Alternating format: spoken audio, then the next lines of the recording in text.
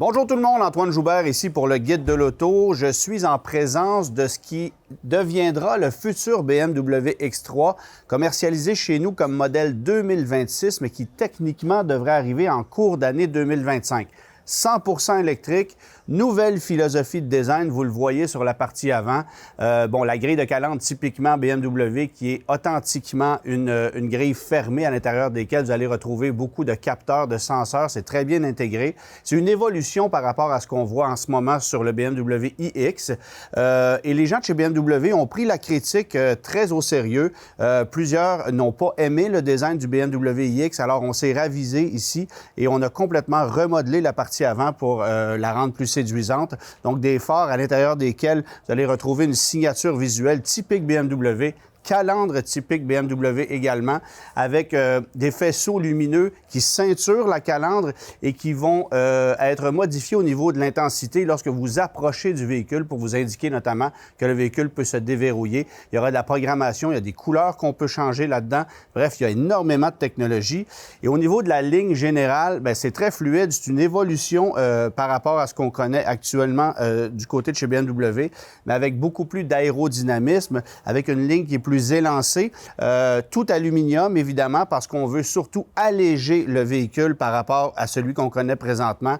On sait que c'est du tout électrique, alors il faut compenser quelque part et le faire avec cette carrosserie, ça fait partie d'un des éléments qu'il faut corriger. Évidemment, il s'agit d'un véhicule concept. On ne connaît pas le nom exact qui sera adopté pour cette nouvelle génération. Il est fort possible que l'actuel BMW X3 à moteur à essence et ce nouveau véhicule se chevauchent dans la gamme BMW en 2025-2026 parce qu'évidemment, il y aura une période d'adaptation afin qu'on passe à du 100% électrique totalement dans le segment le plus populaire chez BMW, évidemment, qui est celui du BMW X3. D'ailleurs, c'est la raison pour laquelle on arrive d'abord avec un VUS, suivra ensuite l'année suivante la BMW de série 3 100% électrique, une voiture qui sera fortement dérivée du concept qu'on avait dévoilé l'an dernier au CES et qu'on a pu apercevoir ici aujourd'hui également. Alors, un véhicule qui est très intéressant au niveau du design et vous allez aussi remarquer qu'il n'y a pas de cadre de fenestration sur le véhicule. C'est le cas aussi avec le BMW iX qu'on commercialise actuellement et on travaillera en ce sens lorsqu'on lancera ce modèle-là. Évidemment, c'est un véhicule concept, alors rétroviseurs qui sont très étroits, il n'y a pas d'essuie-glace sur le véhicule, on a effilé les lignes le plus possible, mais attendez-vous à ce que le véhicule de production soit très près de ce véhicule concept-là. Les lignes seront essentiellement les mêmes, mais avec l'adaptation de certains éléments qui sont évidemment très importants pour notre marché. Et on est sur du 22 pouces ici. Il y a fort à parier que le modèle de série ne sera pas équipé de jantes aussi grosses que ça, parce qu'un véhicule électrique, on veut que ce soit le plus efficace possible. Et évidemment, des jantes de cette taille-là, ce n'est pas idéal. Chez BMW, on n'a évidemment rien dévoilé de la technologie technique qu'on va retrouver ici, c'est-à-dire l'autonomie, la puissance des moteurs électriques, la taille de la batterie. On ne sait rien de ça pour le moment. Par contre, on sait que BMW avait en tête de développer un véhicule électrique à la fois plus efficace sur le plan technologique, mais aussi encore plus amusant à conduire que ce qu'on a connu jusqu'à maintenant dans la famille BMW.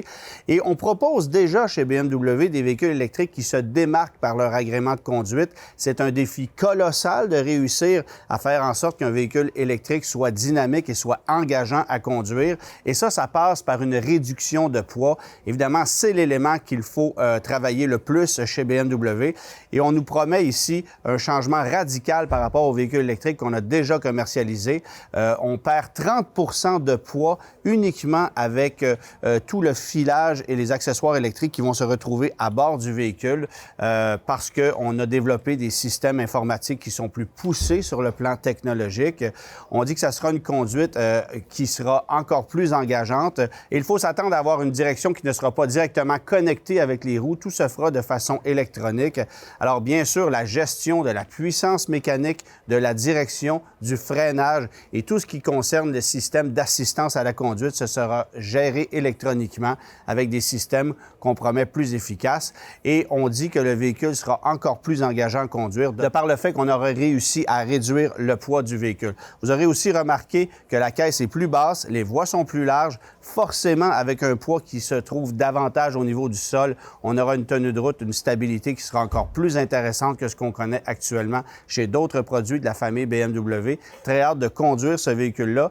Évidemment, faut s'attendre à ce que cette plateforme-là soit partagée avec une multitude d'autres véhicules dans la grande famille BMW. Ça commencera avec ce modèle, suivi de son équivalent berline, qui serait l'évolution de la série 3, et qui sait quels autres modèles seront dotés de cette technologie dans le futur. Il y aura certainement des variations M pour des modèles de performance, mais chose certaine, c'est un véhicule qui risque de changer énormément l'allure et le futur de BMW, même si au niveau de la carrosserie, ça demeure un VUS évolutif par rapport à ce qu'on connaît déjà sur le plan du design, bien sûr.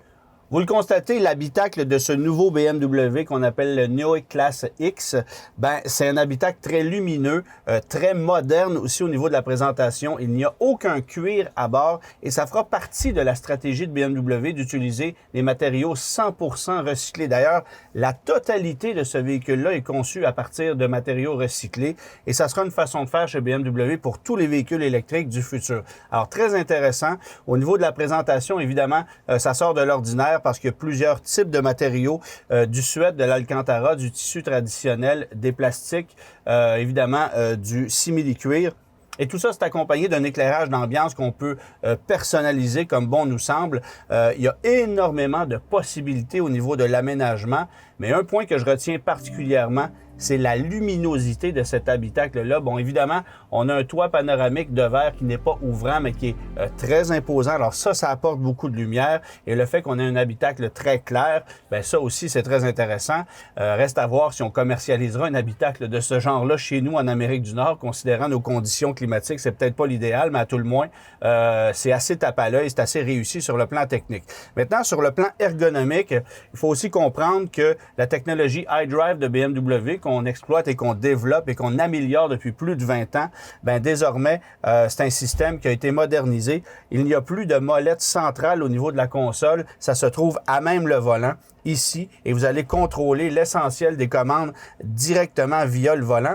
Vous aurez d'ailleurs remarqué que le volant a ceci de particulier d'avoir ces deux piliers à la verticale, alors que sur le côté, c'est complètement vide. Et un des détails les plus intéressants de ce véhicule-ci, c'est cette vue panoramique qui ceinture la base du pare-brise au grand complet, où vous allez avoir une foule d'informations. Évidemment, c'est reflété comme si c'était une visualisation tête haute, mais ça permet d'aller chercher une foule d'informations, autant pour le conducteur que le passager, sans jamais quitter la route des yeux parce qu'elle se situe juste en bas de la ceinture du pare-brise. Alors ça, c'est vraiment réussi. Évidemment, au niveau de l'écran central, là, on peut se promener à travers les différents menus. On peut paramétrer l'écran comme bon nous semble et déplacer des icônes d'un endroit à un autre pour personnaliser la planche de bord en fonction des besoins qu'on a qui sont plus spécifiques. Bon, évidemment, tout ce qui s'appelle connectivité, ça sera intégré à tout ça. Vous pouvez même avoir vos réseaux sociaux placés à même cet écran-là. Et les notifications pourront sortir les unes après les autres. Vous verrez les illustrations défiler à l'écran. Pas certain que ça sera légal chez nous en Amérique du Nord, mais on a développé cette technologie-là, encore une fois, pour faciliter l'expérience au niveau de la conduite. Très hâte de voir ce que ça donnera. Et évidemment, on a repoussé les limites de la conduite autonome avec ce véhicule-ci qui sera équipé d'une conduite de niveau 3. Alors ça aussi, ça sera très intéressant. Le véhicule pourra se conduire essentiellement de lui-même, mais il y aura différentes façons de paramétrer le tout pour qu'on puisse adapter la conduite en fonction des désirs qu'on a. Très, très hâte de voir aussi quel sera le comportement de ce véhicule-là, qui est évidemment encore plus pratique que le X3 qu'on connaît actuellement, parce qu'il y a davantage d'espace de dégagement au niveau des places arrière, au niveau de la soute à bagages notamment, puisqu'on a un plancher plat à la grandeur. Bon, évidemment, ça demeure un véhicule prototype. Vous aurez remarqué que l'écran central est incliné vers le conducteur parce qu'il y a un mouvement naturel qui se fait de cette façon-là pour l'utilisateur. Alors, c'est la raison pour laquelle on a dessiné la planche de cette façon-là. Mais ici, il y aura certainement adaptation à faire. Il n'y a pas de porte-gobelet, il n'y a pas de vide-poche. Ça demeure un véhicule prototype, mais sans doute très fidèle au véhicule de production qu'on lancera d'ici 2 ans à peine. Petite particularité au niveau des gadgets disponibles. Bon, évidemment, il y aura différentes images qui pourront défiler selon la programmation que vous voudrez mettre à même l'écran. Mais il y a aussi la possibilité de modifier le son du véhicule en fonction de l'humeur du moment. Alors, vous avez cette fonction ici qu'on appelle Hypersonics Wheel. Vous appuyez ici et en accélérant, vous voyez qu'on peut modifier le type de sonorité du véhicule pour le rendre soit plus calme, plus performant, plus agressif. Est-ce absolument utile? Pas nécessairement, mais c'est un gadget assez sympathique et ça permet d'avoir l'impression de conduire un véhicule soit plus tranquille, soit plus sportif, encore une fois, selon l'humeur du moment. Alors, tout ça, c'est de la programmation et ça a été développé ici même au Portugal où BMW a évidemment ses bureaux pour travailler toute la technologie des futurs produits de la marque.